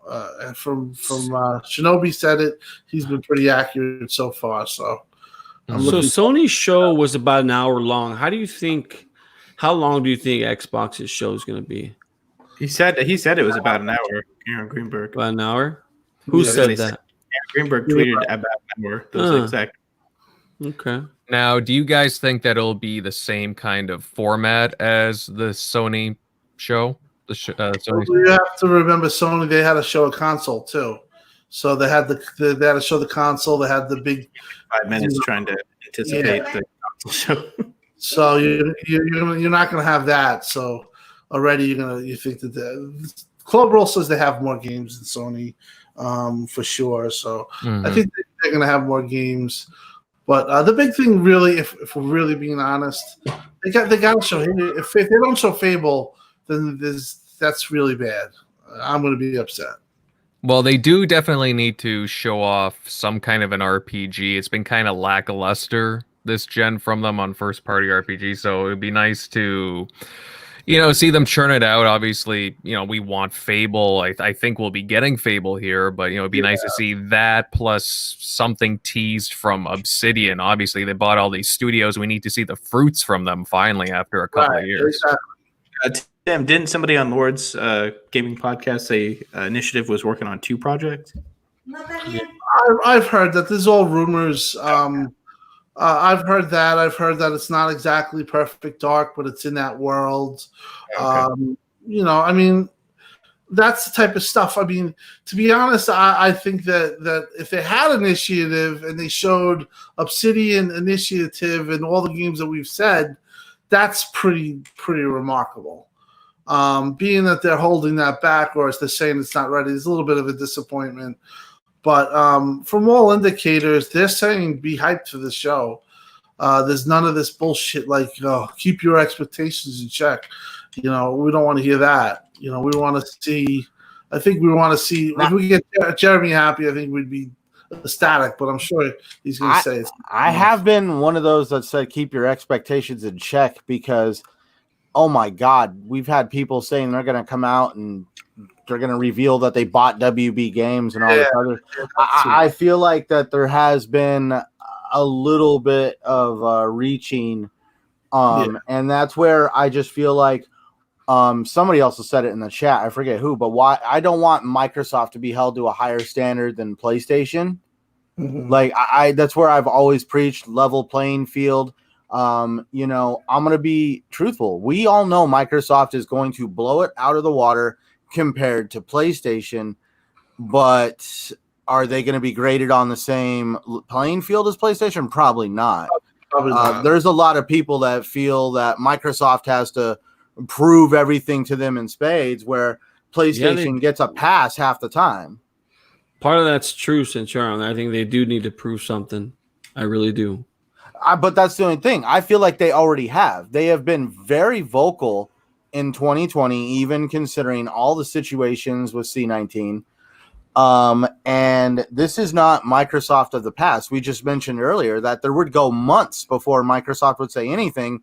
And right now, Microsoft seems to not be shutting up. They're always, like, every month we have been hearing something about Microsoft. And I feel like as a consumer, Microsoft has actually made me feel comfortable in wanting to stay in the ecosystem. Mm-hmm. Well, you've heard the expression, you got to, instead of talking the talk, you got to walk the walk. And right now they got to walk the walk instead of just talking.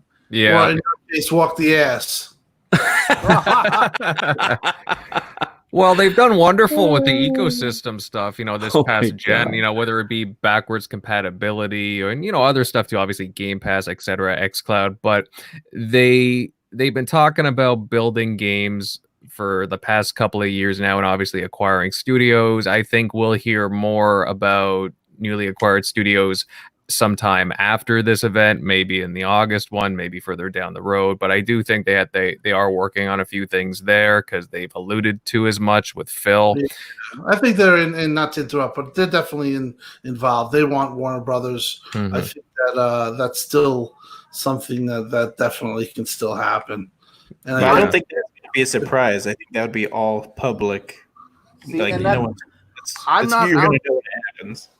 I just want to clarify. I did not say that Microsoft would not buy WB Games. It's not gonna I'm be just saying I an over $4 billion deal does not take place in less than 30 days. How many days has it been since? 100%. Yeah. Oh, no, of I'm course. sorry.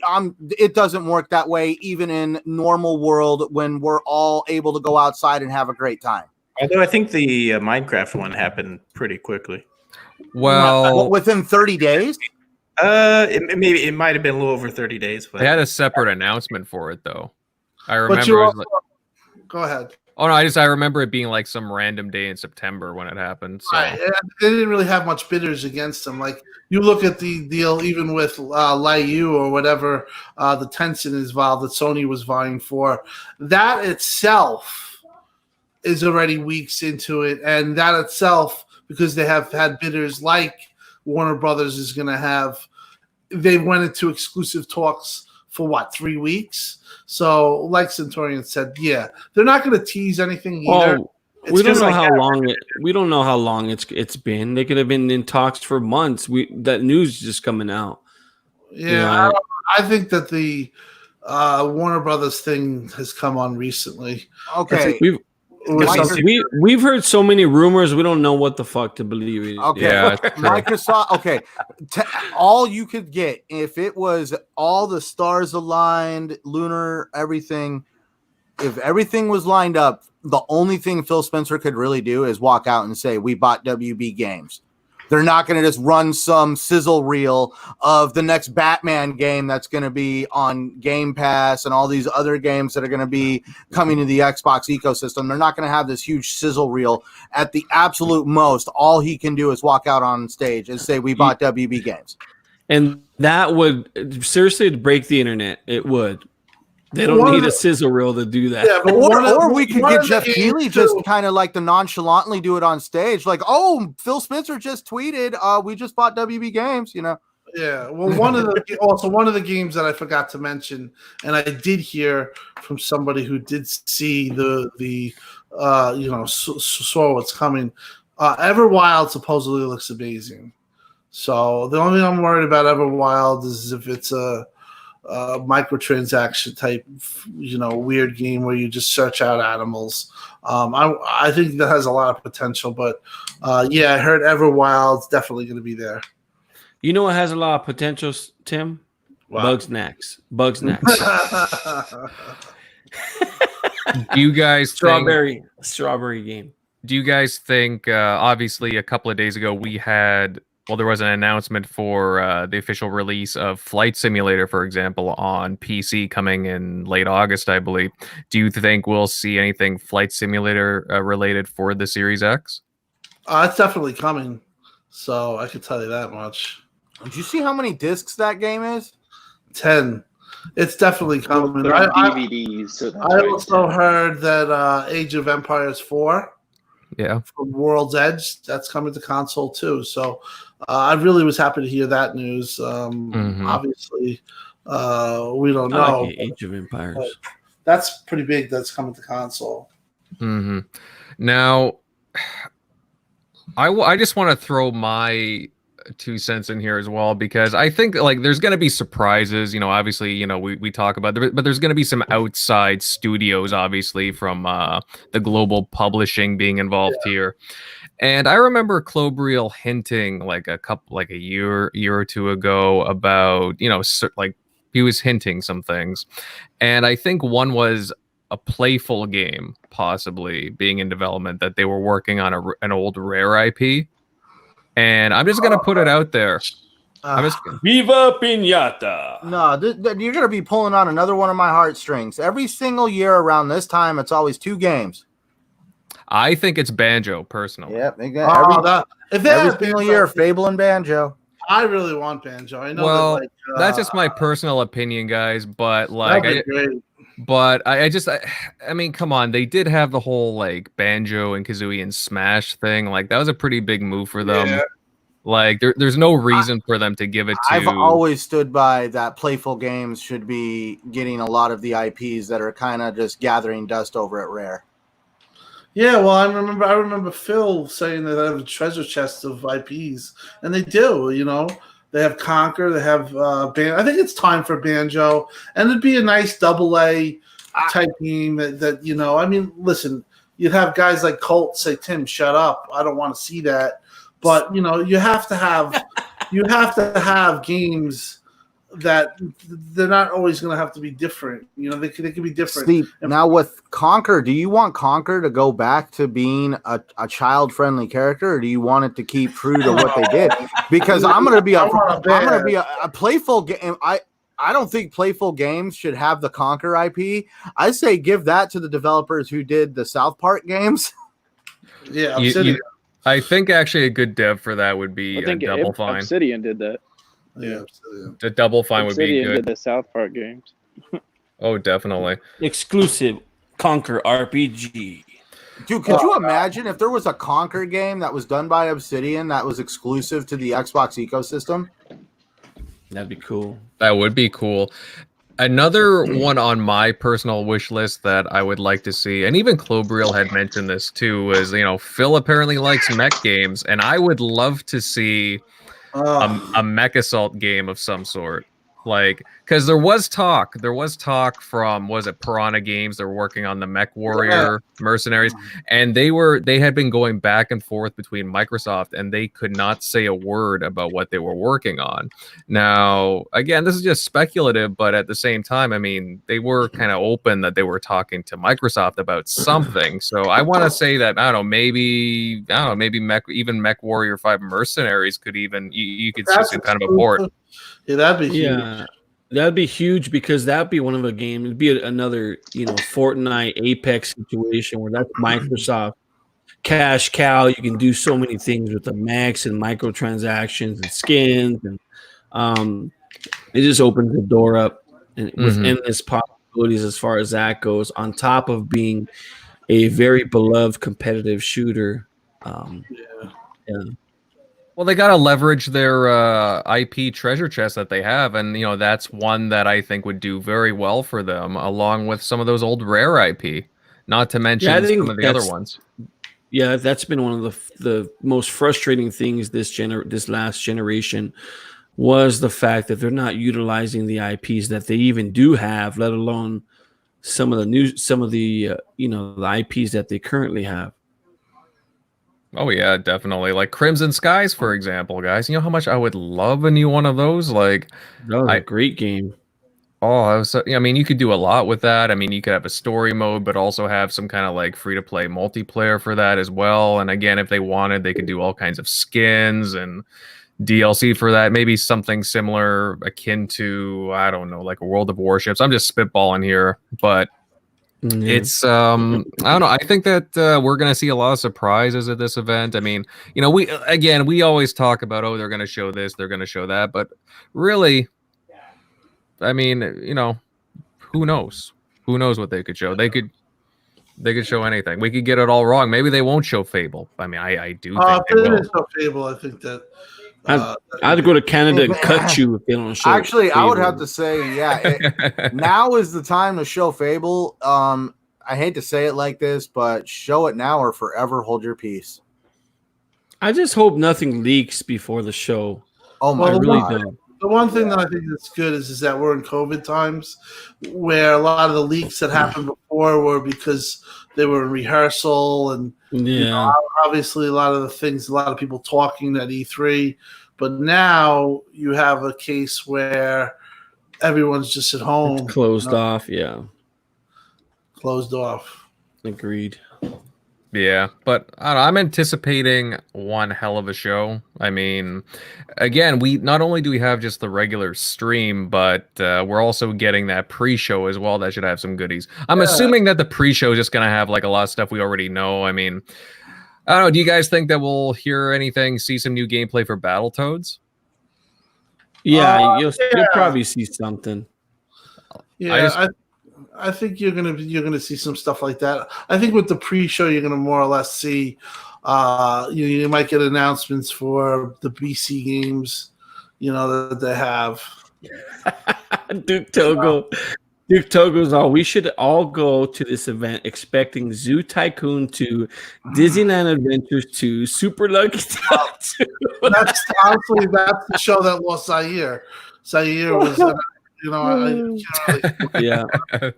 Hey, whoa, wait a minute. Where's Recore? Where's Recore 2? I like to record, but I lost my mind when they showed those games and they said, oh my God, that disaster. What's her name?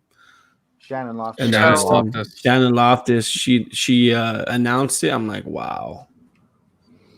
There is nothing wrong with the Shannon Loftus trilogy. I don't know. I like to read. We're not going to have that. We have a real case now of them having a bunch of games. If the best case scenario, I think, would be if they showed what we said and then Double Fine's doing Banjo. I think that'd be really bad. Yeah. Yeah, pretty sick. Or one of my personal favorites, Jet Force Gemini. Ooh. Now that's what I haven't heard. That's a long shot, super long shot. Well, again, because I don't think that's as near as popular. I'm sure if they went to Rare Replay and looked at what games were played, that was very far at the bottom. I don't know. I liked Grab by the Ghoulies personally, replaying that. That was fun. But yeah, I think we'll see. I mean, obviously in the pre-show, we'll see stuff like Tell Me Why, Battletoads, a bunch of stuff that we already knew about. Gears Tactics. Wind Gears Tactics is coming to console. Yeah, they'll definitely have something like that. You What know, about? That's pretty nice though that they have. I mean, a lot of people say, "Well, it's bad optics for them to have these games," but show up on PC and not Xbox. But the fact of the matter is, Flight Simulator never was made for PC, and I mean for console. For that to be coming to consoles, big news. And if they could get Age of Empires there too, wow! I mean, that's to me. Yeah, that's they act like that's easy trying to put a flight simulator on a controller, like a realistic where you actually have to do all the commands. And I didn't remember anybody on 360 crying about how Microsoft Flight Simulator was not coming to Xbox. Yeah, no. Yeah, no, that's true. What about? Wouldn't it be interesting? Obviously, Mixer shut down, a few weeks ago, and you got Facebook Gaming. I don't know. Is it out of the realm of possibility that we could see some kind of, I don't know, maybe some kind of little VR announcement of some sort? No, I doubt it. I don't think they're doing VR at all. My opinion. They can potentially do something with Facebook and the Oculus. That's always in the back of my mind. But yeah, I mean, I don't think they'll announce it. Yeah. But either way, guys, I'm really pumped for this show. I mean, obviously, everybody on the panel here, everybody listening in, everybody in the chat is. I mean, you sound pumped, Megatron. You're so monotone, and you just sound. Well, again, I had my drink, right? No, but it's been a build up for a couple of years now, and I can't wait. I'm just pumped to see what Phil has in store for us and everybody at Xbox, because we've been waiting. Yeah. So here's the Fable and God knows what else, right? Alrighty. But you know what, guys? On that note, we will end off the show, and really, really fantastic talk tonight. A huge roundup of all the Xbox news that made the rounds this past week. And, of course, our predictions of the upcoming Xbox Game Showcase. Shout out to everyone that tuned in to listen to us. I know you're all excited for what's around the corner. We had something like 81, 82 people jump in here to watch us. Thank you all for joining. And if you enjoyed the show, then don't forget to share this out, give it a like, and subscribe to keep up to date on all of our shows and banter. Now let's get on to some panel outros. Again, Megatron had to leave early, but you can find him, Megatron, on Twitter. On Twitter at Megatron_ 1975, I believe. All of a sudden, he had to leave early when his topic was coming up. But yeah, he got scared. He got cold feet. He didn't brush up on what he was gonna say and his thoughts, and he just flaked. What a flake! Oh, wow. Oof. I think you're gonna be hearing that in the DM in a couple of minutes. Dude, there's been some shots fired tonight. Oh yeah, I've seen them in the chat and I've seen them on the panel. Oh, it's been great. To put things in perspective, he's fine with being in the YouTube chat, but he can't be on the podcast. I see Megatron. I see you, Megatron. You coward. You fucking flake. No, I'm just kidding. Oh man, shots fired across the bow. Dea, just so you know, what are you asking? Will you live stream the event? No, not at this moment. I think a majority of the panel members are working, at least during the daytime. But so that's a no at the moment. But Hey, you never know. We could work something out for the evening, possibly. Let's get to some of these outros, though. Centurion, buddy, I'll start with you. Excellent chat tonight. Where can everybody follow you at? As always, you can follow me on Twitter, Xbox Live, and YouTube at Centurion1307. I also chat it up every Sunday night with you fine gentlemen right here on TXR. And I'm also located on the Shop Podcast every Saturday night. Definitely excellent show there with PTK Blam. All right. Oh, Supersonic Station. I'm sorry. I didn't know that you had a tornado over there. Damn, you guys get hit pretty hard there by tornadoes in Missouri. Damn, take shelter. All right. Shock Buddy. Of course, good chat. Some good predictions. Where can everybody follow you? Yeah, you can follow me at Shock Nero on Twitter, Easy Shock on Xbox Live. It kind of sucks that they didn't keep Mixer around just for like another few weeks, so they could just stream it on Mixer. Since it was high quality. Come on, Shock. There's Well, I mean, just because of the streams, it was higher quality than the 1080. 60.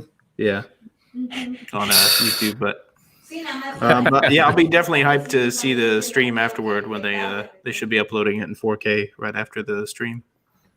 Oh yeah, Looking forward to it. oh, here we go. Hey, Mega. Oh shit! Let me get my damn mic for this fraud over here. How dare you talk down on me? Let me turn this down, man. Why, Say it. Jeremy? say what you need to say, why? buddy. Let it all out.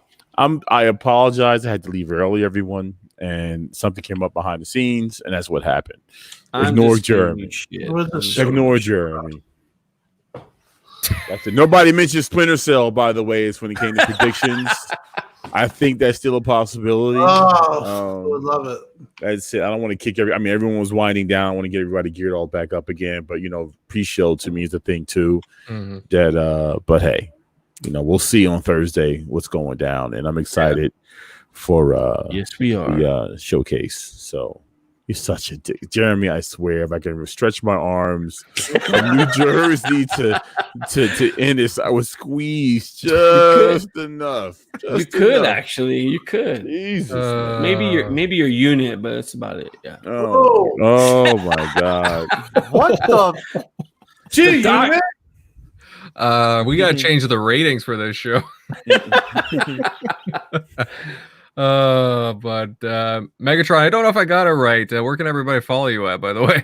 Yes, as always, if I'm on the show and I can tell everyone, it's Megatron_1975 on Twitter. Hit me up on Xbox Live if you're there. Hit me up. Megatron1's my gamer tag, and that's it, man. Again, I like to apologize for everyone. I was looking forward to doing the show. I didn't flake out. It was just a prediction. That's it. It's just like Jeremy. Oh my God. He really knows how to push my buttons, man. Yes, I do. That's why I do it. Oh my That's what Downer does. Jesus. Whatever, man. I'm angry over here right now. I'm a little upset. So Don't be upset. Well, go play Sea of Thieves and everything will be all right. All right, Jeremy. I'm gonna go over to you next. Where can everybody follow you on the? Are you gonna be sailing the high seas? I'm gonna try something different because I'm losing followers on Twitter. So, let's go. Let's go with Xbox. You could find me at Downer Space J, and you could find me on Xbox Live there. Hopefully, it's free soon. Agreed. And Tim Dog, I'm gonna hit up you next, buddy. Where can everybody find you? Great show. Thanks to the 82 that come. That number keeps climbing, so I'm very happy about that. You guys are the best. You can find me on Twitter, XCloud Tim Dog. I might be changing that once they change XCloud, but that's where you can find me on Twitter. You can also find me Tuesday nights on the Xbox popular RDX, 8 p.m. Eastern Standard Time. Should be a really good show this Tuesday. It will be a lot of hype. Probably do the predictions all over again. Just like I said, thanks for everyone who's showing up and keeps on showing up each week. We're growing, and we're like a lot of Xbox podcasts, and YouTubers. It's great to see. We put in a lot of work, and we're a great community, and that's why I do what I do. I come on. It's not about anything other than you guys and just keeping us informed and trying to even out the bullshit that goes on. Also, just before I go, I would check Kind of Funny. I mean, I think that's something that Xbox needs is prominent personality. Personalities like that to kind of welcome them and not, look at them as an outsider. So I think that that's really good. Shout out to Greg Miller and the people over there that are doing that. Tim Getty and the crew. I think that's a really good idea. And looking forward to watching that show as well. But thanks, everyone. I'll see you next week. Damn. Nice. I'm really curious what you could change it to. Beast Cloud, X-Fire or something? Velocity. Yeah. Tim Dog. Velociraptor. No, arm and an ass. Tim Dog. Project Lockhart. Everybody working on during the show or during the stream? Yeah. What? I'm off. Okay. So, if anybody wants to jump, we want to do something, I'm down. Let you guys I'll know. join you. I'll be off. All right, hey, let's do it. Let's figure it out. All right. Well, maybe we If you can do that, I'm gonna fly to Montana and beat the hell out of Jeremy. Hey, you know what? That's I do want to. I do have a special thanks and just Tim and Megatron for showing up these last 2 weeks. I really appreciate you guys. You guys are an inspiration to myself. I really appreciate it. I just want to thank you from the bottom of my heart. Yeah, you can tell he truly meant it, guys. Yeah. All right. Of course, guys, I'm Invader, and you guys can follow me on my YouTube channel, Invader Gaming. And have fun. It's a heroin talking. Dude, he's gonna go to work and someone's gonna walk up to him and be like, "I heard you're on heroin." You're that guy selling vacuums door to door, Jeremy. Just say it. You know what? To be honest, because I look like that tired sloth, it kind of does look like I'm on heroin. To be honest, never thought of it that way, but yeah. Heroin in one hand, Rogaine in the other, right? So much for that monetization. No. Oh boy. But yeah, guys, you can find me on my YouTube channel, Invader Gaming, and of course Twitter at Invader_1986. And you know what? We already can't wait for next week when we can talk about all the game announcements and everything else. We hope to see you there next week, and have a good night, everyone. Later.